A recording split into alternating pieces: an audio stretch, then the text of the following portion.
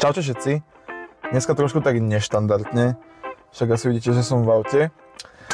Ale to preto, lebo idem behať a to nebolo by to také špeciálne, keď poviem, že idem behať a som v aute, lebo to je halus, že keď chcem behať, tak som v aute, ale som teda pod hradom na parkovisku v parku v Nitre a asi pred 2 týždňami Samsung mal Samsung Unpacked, to teraz nejak úplná reklama, ale oni vyšli teda s novými produktami, medzi nimi boli aj hodinky nové a tie dostali popri všetkých iných funkciách tak softverovo možnosť nového trénera na behanie.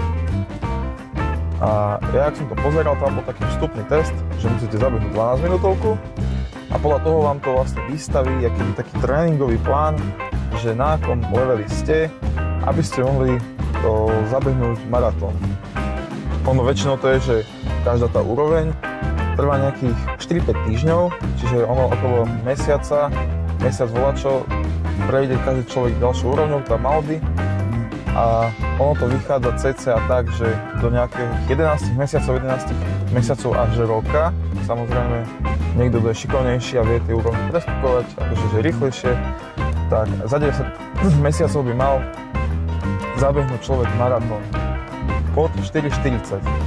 Ja si hovorím, že to by bolo dobre vyskúšať.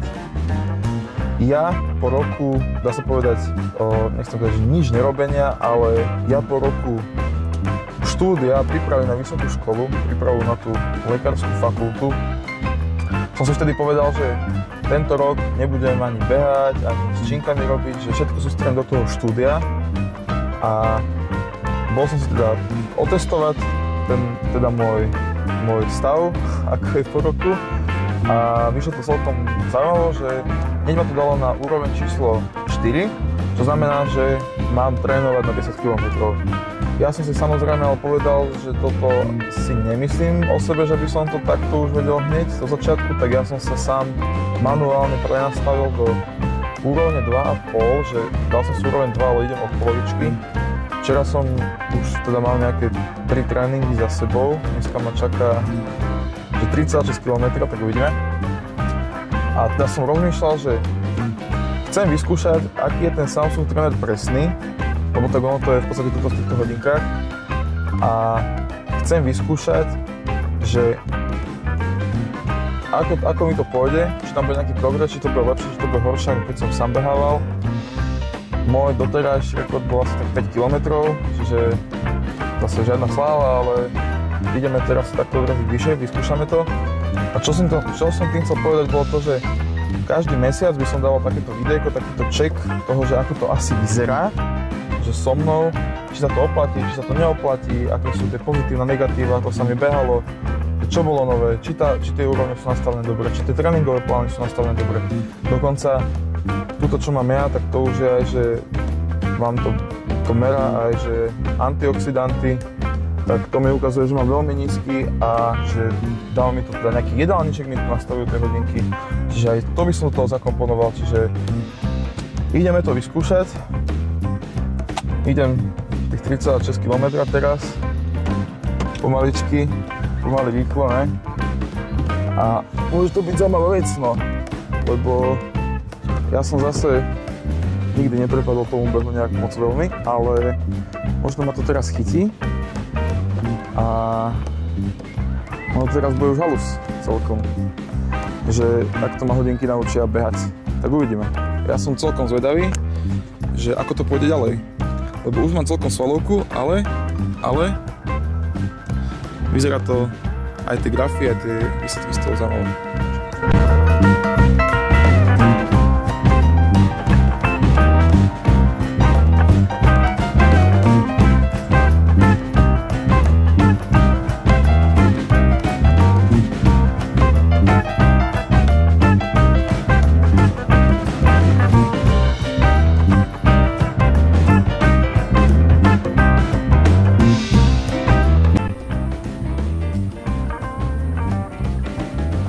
Tak, máme dobehané.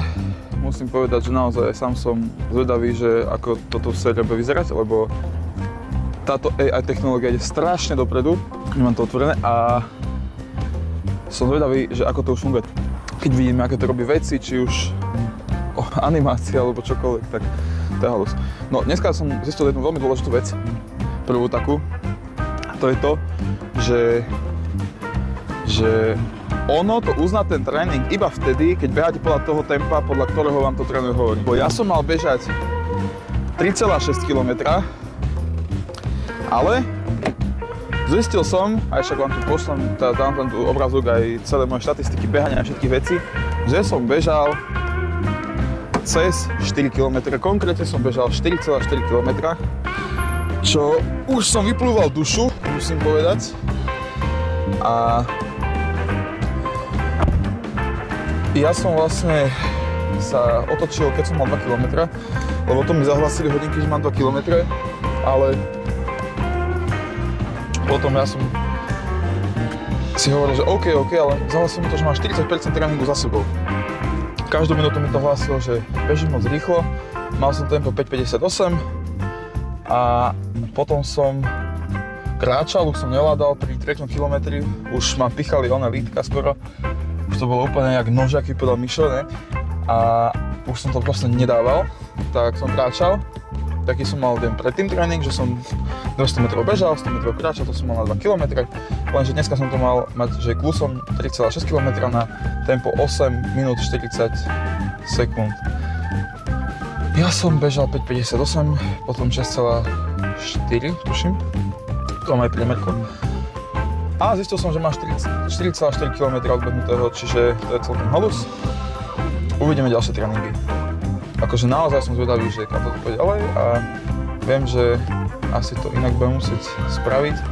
Aj keď nebudem mať ten tréning na 100% podľa toho trénera, ale ako dneska na 91, tak už by som to zrušil pri tom 3,6 km. Ale tak samozrejme celkovo to hodnotím kladne, však je to paráda. Však uvidíme kam to teda, ako to bude vyzerať ďalej. No. Teraz mám teda tretí tréning za sebou, dá sa povedať.